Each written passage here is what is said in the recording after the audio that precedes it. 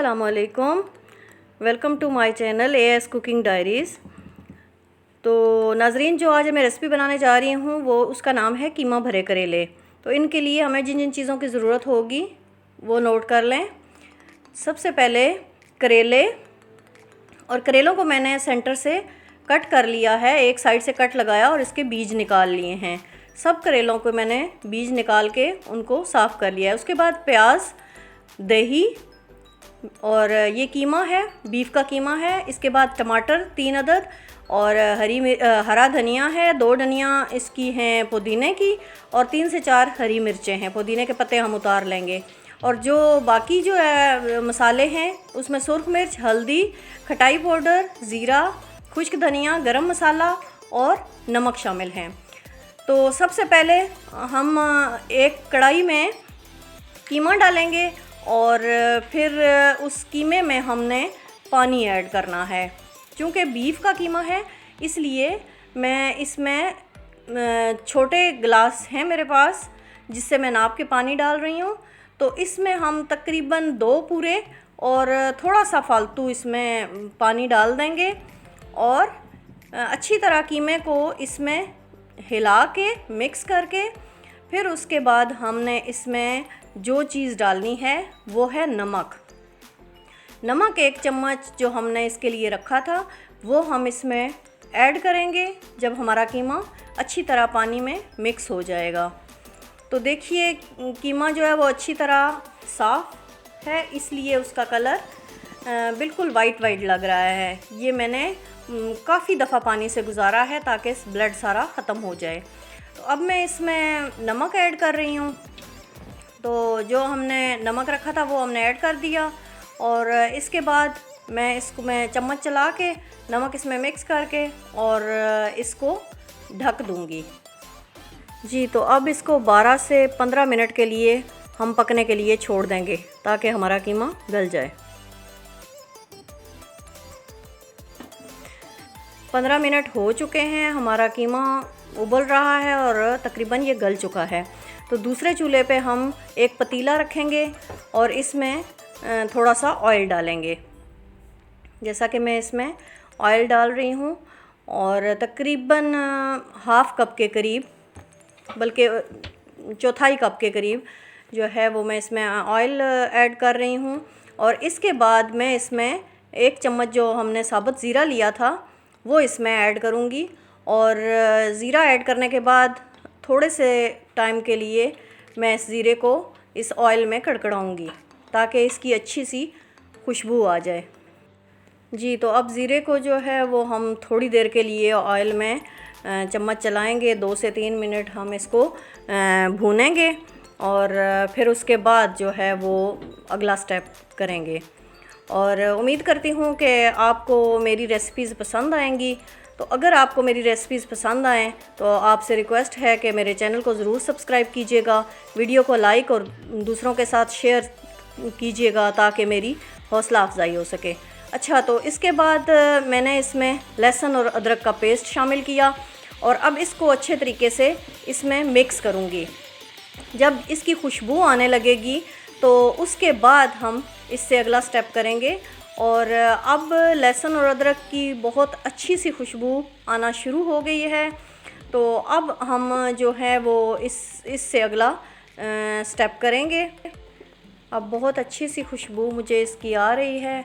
इसके बाद मैं इसमें प्याज ऐड कर रही हूँ जो कि 1 कप के करीब था और मैंने उसको छोटा छोटा काट लिया था। अब प्याज को इसमें शामिल करूँगी और इसको थोड़ा सा सौते करूँगी। जब प्याज थोड़ा नरम हो जाएगा तो इसमें बाकी मसाले जो है वो ऐड करने हैं।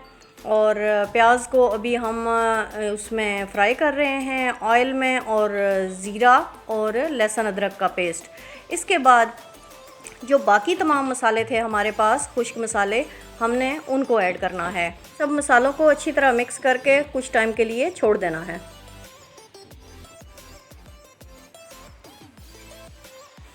अब हम वापस आ चुके हैं 5 मिनट बाद और इस दौरान मैंने इसमें टमाटर ऐड किए थे जो कि मैंने बारीक बारीक काट के रखे हुए थे। तो जब टमाटर भुन जाएं, सॉफ्ट हो जाएं टमाटर, तो उसके बाद हमने गला हुआ कीमा डालना है। अब इसमें थोड़ा सा पानी मौजूद था कीमे में, वो मैंने उस पानी को भी उसमें ऐड कर दिया, क्योंकि हमने कीमे को अच्छे तरीके से धोया था और नमक डाल के उसको गला लिया था। अब हमने थोड़ी तेज़ आंच पे इसको थोड़े टाइम के लिए इसका पानी ड्राई करना है और इसको भूनना है। इस कीमे को हमने मसालों के साथ अच्छी तरह भूनना है और इसको सही अच्छे तरीके से मिक्स करके तो फिर हम इसको ऊपर से ढक देंगे। अब हम इसको थोड़ी देर के लिए ढका रहने देंगे। हमारे कीमे को पकते हुए 5 से 7 मिनट हो चुके हैं। अब हम देखते हैं कि इसका पानी ड्राई हुआ कि नहीं।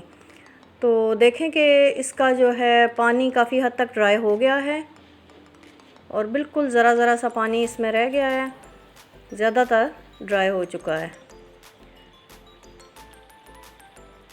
तो अब हमने जो नेक्स्ट जो चीज़ डालनी है इसमें, वो हमारे पास दही है। तो देखिए कि दही जो है वो 3 से 4 चम्मच में इसमें दही के ऐड कर रही हूँ और फिर दही ऐड करने के बाद इसको मसाले में अच्छी तरह मिक्स करेंगे और ताकि सारे मसाले दही के साथ अच्छे तरीके से पक जाएं। अब हमने दही का पानी भी खुश्क करना है और जब तक ये सही तरीके से भुन नहीं जाता तो हमने इसको थोड़ी देर के लिए फिर छोड़ देना है और कुछ टाइम छोड़ने के बाद हम दोबारा इसको चेक करेंगे ताकि इसका पानी अगर खुश्क हो गया है तो हम इसे अच्छी तरह भून लें और जब तक ये सही अच्छी तरह ड्राई नहीं होगा तो हम इसको करेलों में भर नहीं सकते। जी तो नाज़रीन, अल्लाह ताला से दुआ है कि आप सदा शाद आबाद और सलामत रहें। हमें इसको ढके हुए 2 से 3 मिनट हो गए हैं, तो मैं दोबारा इसको चेक कर रही हूँ। इसमें तकरीबन पानी जो है वो खुश्क हो चुका है। अब हम अच्छे तरीके से इसको भून लेंगे और इसको जब ये अच्छे तरीके से भून जाए और पानी खुश्क हो जाए तो फिर हम इसमें हरा धनिया ऐड करेंगे और हरा धनिया ऐड करने के बाद हम इसको अच्छे तरीके से मिक्स करेंगे इसके अंदर, ताकि हरे धनिया की खुशबू हमारी हांडी में अच्छे से रच बस जाए। धनिया हम मिक्स कर रहे हैं, साथ साथ अगर कोई ज़रा बराबर भी कोई पानी उसमें बचा हुआ जो हमने दही डाला था तो वो भी साथ ही खुश्क हो जाएगा।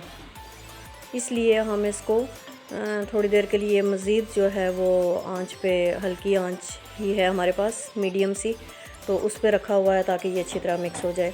तो जैसा कि आप सबको पता होगा, हर कोई जानता है कि करेले जो हैं वो बच्चे तो इतने ख़ास पसंद नहीं करते, तो हो सकता है इस तरह आप पकाएं तो बच्चों को भी वो पसंद आए।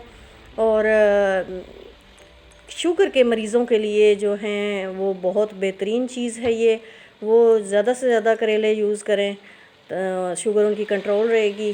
तो जैसा कि आप देख रहे हैं कि मैंने अब इसमें मेथी जो है अपने हाथों से क्रश करके, जो मैंने खुश्क की हुई थी, अपने हाथों से क्रश करके इसके अंदर डाल दी है और उसको मिक्स करने के बाद अब हमारा कीमा जो है वो तैयार हो गया है। अब हमने चूल्हा बंद कर दिया और इसको ढक के रख।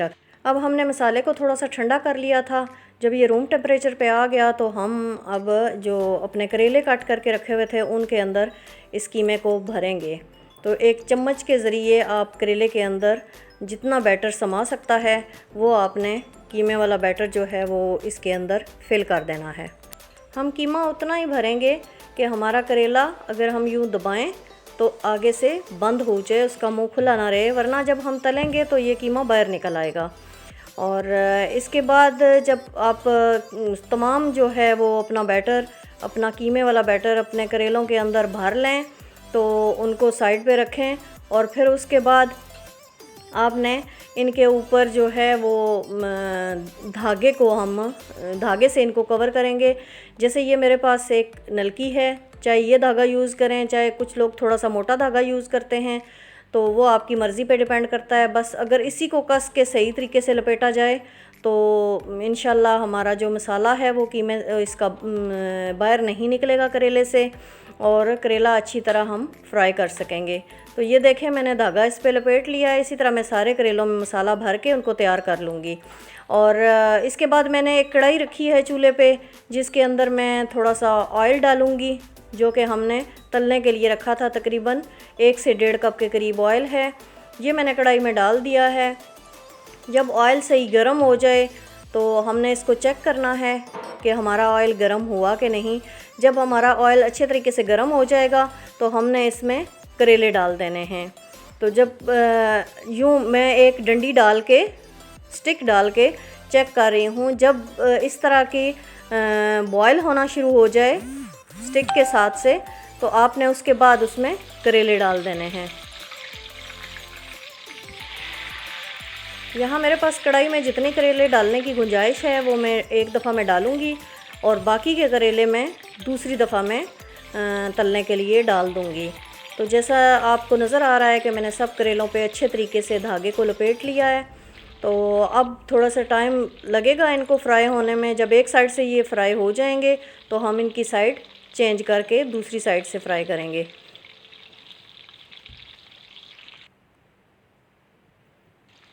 जी तो तकरीबन 10 मिनट हो गए हैं मुझे करेले तलते हुए। तो ये देखें कि काफ़ी प्यारा सा कलर आ गया है करेलों पे। तो हमें तकरीबन इसी जो रंगत है इसी के करेले हमें चाहिए। तो इसके बाद हम इन तमाम करेलों को कढ़ाई से बाहर निकाल लेंगे और इसके बाद अपने दूसरी दफ़ा वाले करेले डालेंगे जो हमारे बचे हुए थे, वो डाल के उनको फ्राई करेंगे। आप सब लोग जानते होंगे कि करेले काफ़ी बीमारियों के लिए इस्तेमाल किए जाते हैं। होते तो बहुत कड़वे हैं लेकिन तरीके से इस्तेमाल किए जाएं तो बहुत सेहत के लिए फ़ायदेमंद होते हैं। तो ये जो कीमे वाला हमारा मसाला तैयार हुआ था, जो हमारे पास बच गया था, तो अब हमने उसके अंदर इन सारे करेलों को रख के मिक्स करना है। इन सारे करेलों को मैं इसमें डाल रही हूँ और उसके बाद इसमें मिक्स करूँगी और मिक्स करने के बाद जो है वो मैं आपको इसकी फ़ाइनल लुक दिखाऊंगी कि हमारे करेले कैसे तैयार हुए हैं और देखने में कैसे लगते हैं। आप लोग खा तो नहीं सकते लेकिन मैं आपको बताऊंगी कि ये खाने में कितने लजीज और मज़ेदार बने हैं। आप देख सकते हैं कि मैंने करेले डिश आउट कर लिए हैं और इनके ऊपर जो बचा हुआ कीमा था वो भी इनके साथ जो है वो मैंने डिश में डाल दिया है। तो ऐसे सलाद के साथ, रोटी के साथ आप इनको खाएं तो इंशाल्लाह बहुत मज़ेदार लगेंगे। नाज़रीन, अगर आपको मेरी रेसिपी पसंद आई हो तो मेरी वीडियो को ज़रूर लाइक और शेयर कर दीजिएगा और अपने कीमती कमेंट से मुझे ज़रूर आगाह कीजिएगा ताकि मुझे आपके कमेंट से मोटिवेशन मिलती रहे। और मेरे चैनल को सब्सक्राइब करना मत भूलिएगा। अपना और अपने प्यारों का बहुत सा ख्याल रखिए और मुझे दुआओं में याद रखिएगा। अल्लाह हाफ़िज़।